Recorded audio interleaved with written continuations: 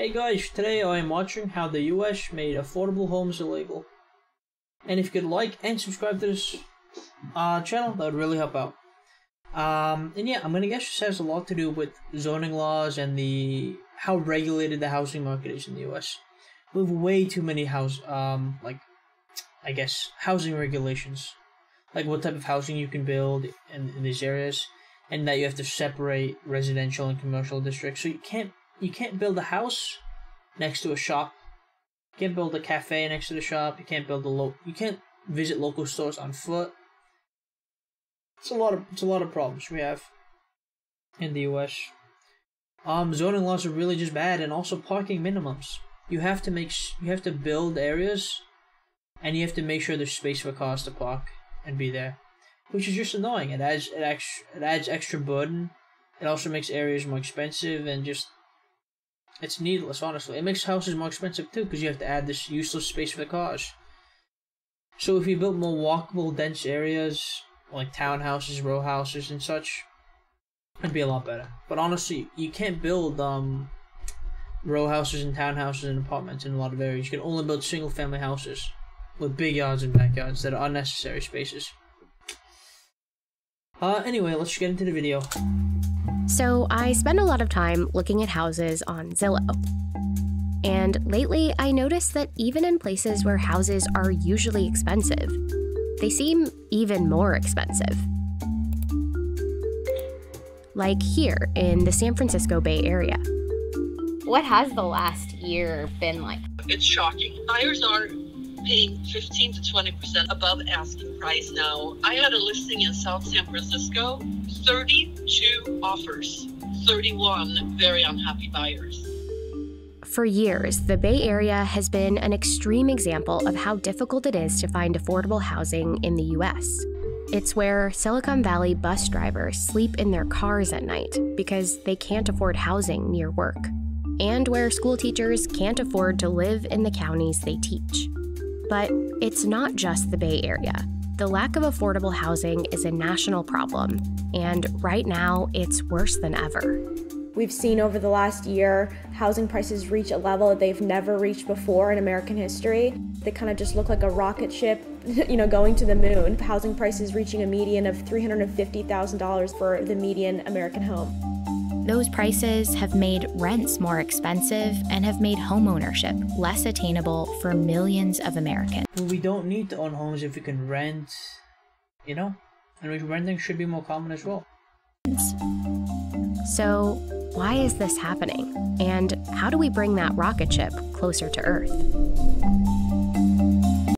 More and more dense housing. And getting rid of these regulations on the housing market in the first place. Get rid of these zoning laws and get rid of parking minimums. It should make things significantly cheaper. If we have a free market for building houses, more people will be able to buy houses because there's going to be more houses in general. If companies and such and people are allowed to build whatever they want, they'll build more houses. We can think of today's housing prices in terms of a supply and demand problem.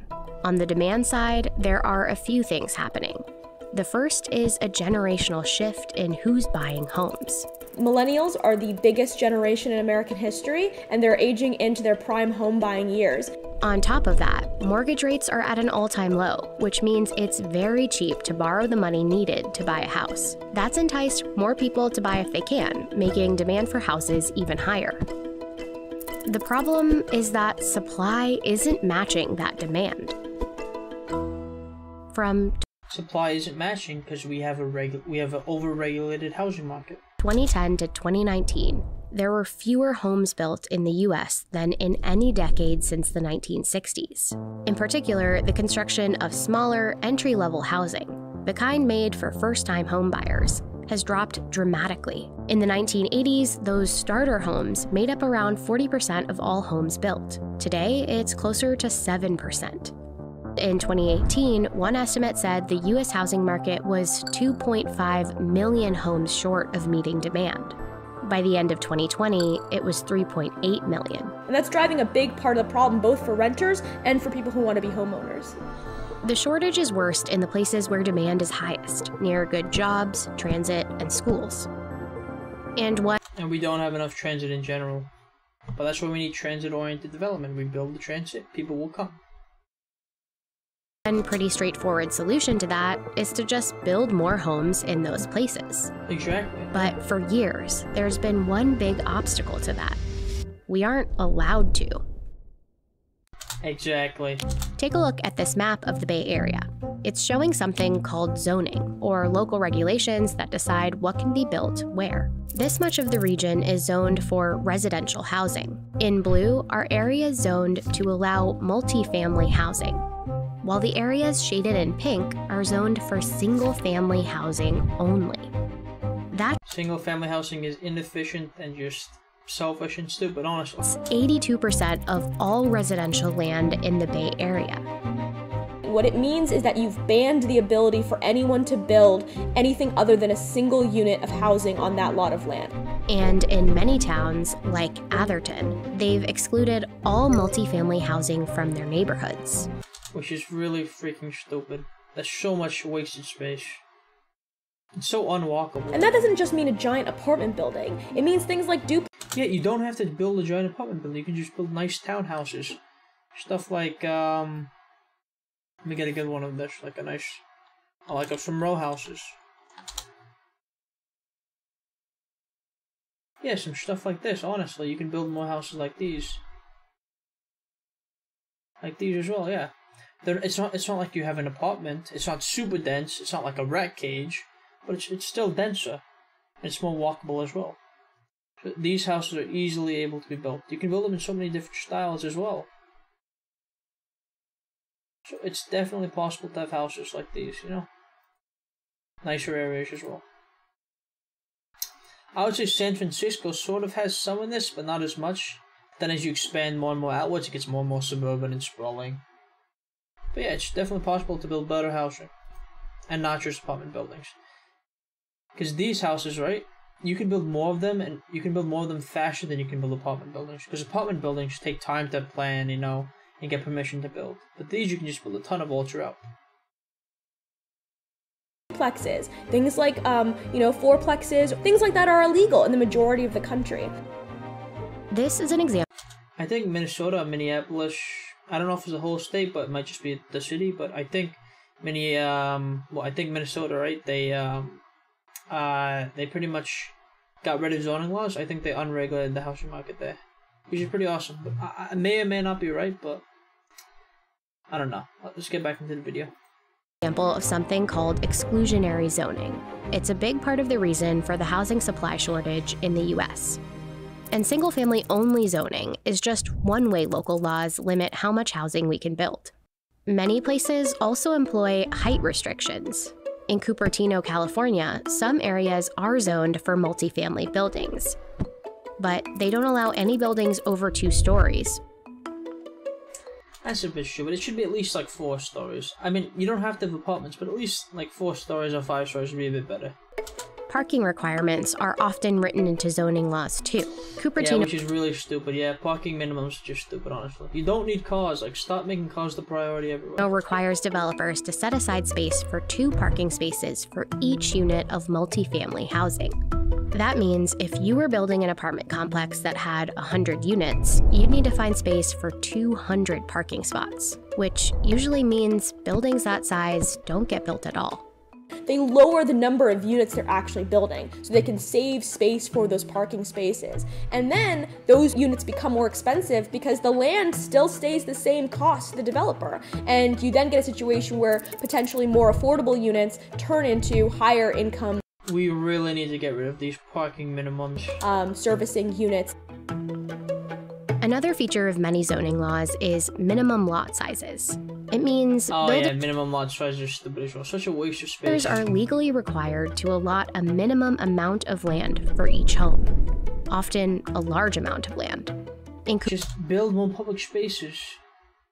More walkable areas, more public Cupertino, parks. most single-family lots must be at least 5,000 square feet each. Starter homes are usually around 1,400 to 1,500 square feet. And so you've basically banned all that type of housing.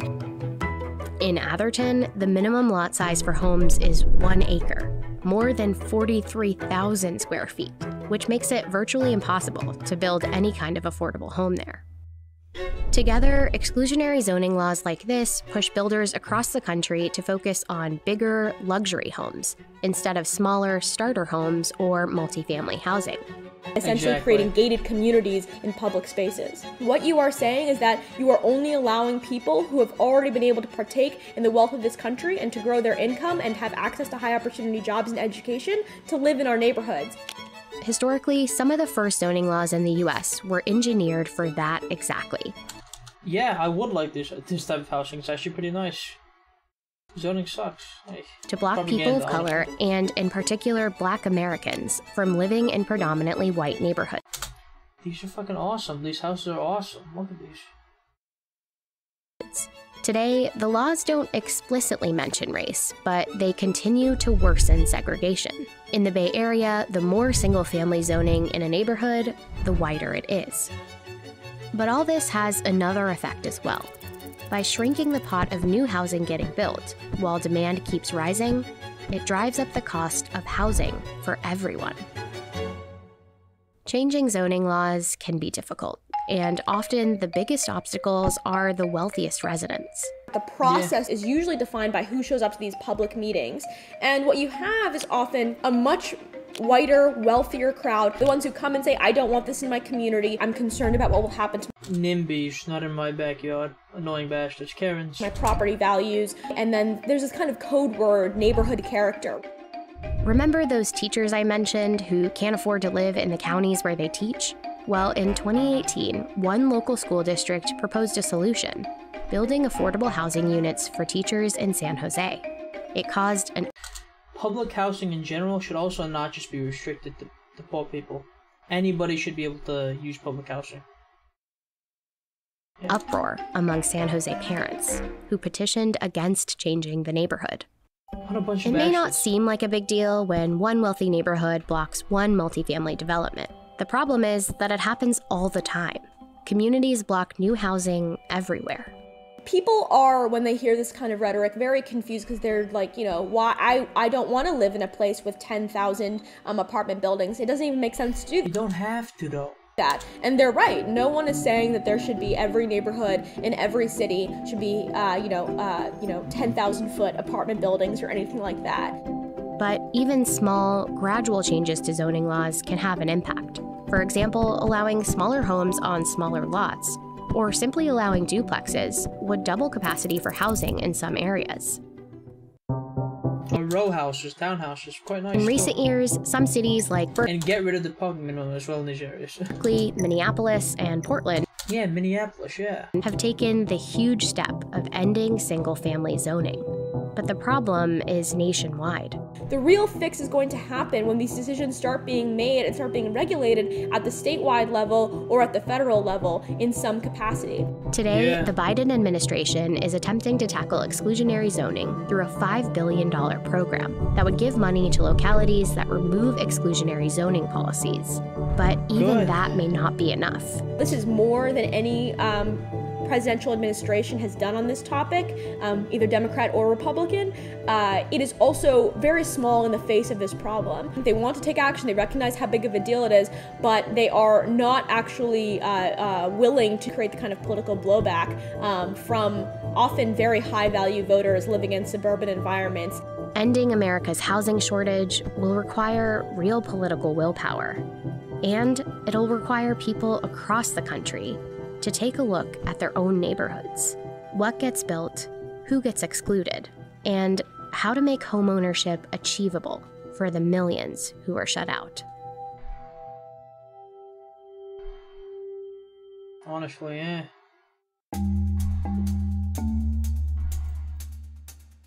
Let's check out some of the comments for this video. And that was a pretty good video, at least towards the ending. Got pretty good, so let's check out some of the comments.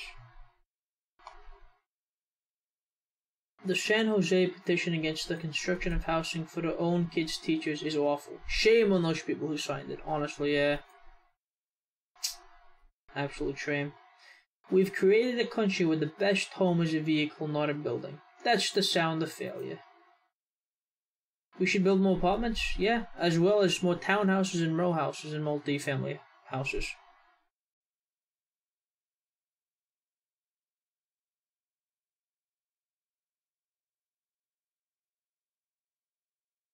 More public housing would really help out, especially public housing that doesn't restrict who can use it and buy it. So not just public housing for the poor, but just public housing for everyone. And make it nice too. Public transportation should also be nice. It shouldn't just be used by the poor. If I were a teacher in San Jose and the parents blocked affordable housing, that would be the time I would resign. No appreciation whatsoever. Historically, America has been designed for car companies.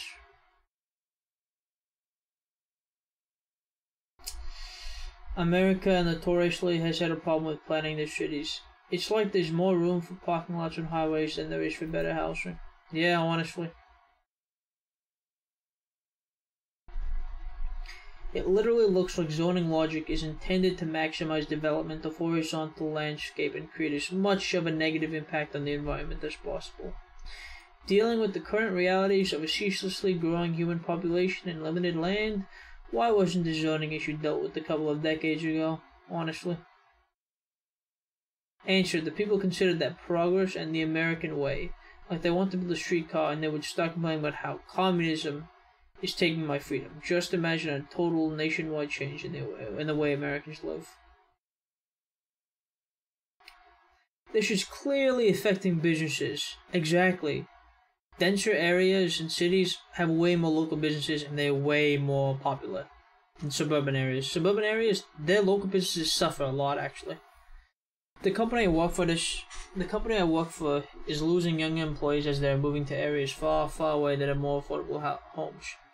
The younger generation just cannot find a place around Washington to buy. Although this predominantly started as an intentional racial divide, it has become a class divide as much as anything now. My bad. But yeah, honestly. Hello, I have a master's degree in city planning, and I can confirm that yes to this entire video. One thing, if you support a project, make sure you go to meetings and share your support or send comments about your support. Generally, when people support a project, they don't let anyone know. The only people who show up are the people in opposition. Don't forget about how the zoning laws have made new cities increasingly car-dependent. Good mass transit doesn't exist in America like in Europe or Asia, unfortunately. The single-family zoning has much wider impacts than just the cost of buying. Also, it creates unwalkable cities which are inefficient and force everyone into car ownership. So it's making the city worse except for the rich, and even them because of the non-innovative city design. Yeah. Yes, this is an excellent point. It makes cities less livable when they are so cost-centric and makes the planet less livable too. The United States needs to cut our carbon emissions, and we're not going to do it if we don't take some pretty big measures to make it so that people have quick, reliable alternatives to driving. I like that some cities are banning cars in the city center, investing in public transportation, and aiming to become more dense. Cities in Europe have great public transportation, are densely populated, and are much more beautiful and livable than in the United States.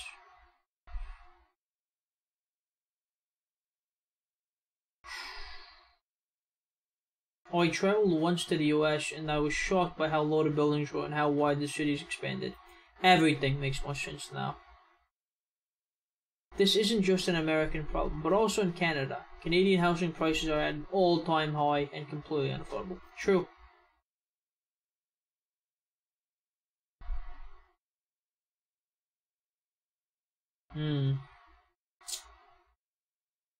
Here's the kicker too. The same people who want their communities to be large single-family homes are the ones that own the denser residences and smaller homes. It's in their best interest to keep this trend in place. They keep the wealthy and lightly populated suburbs and also make money off of skyrocketing property values / rents.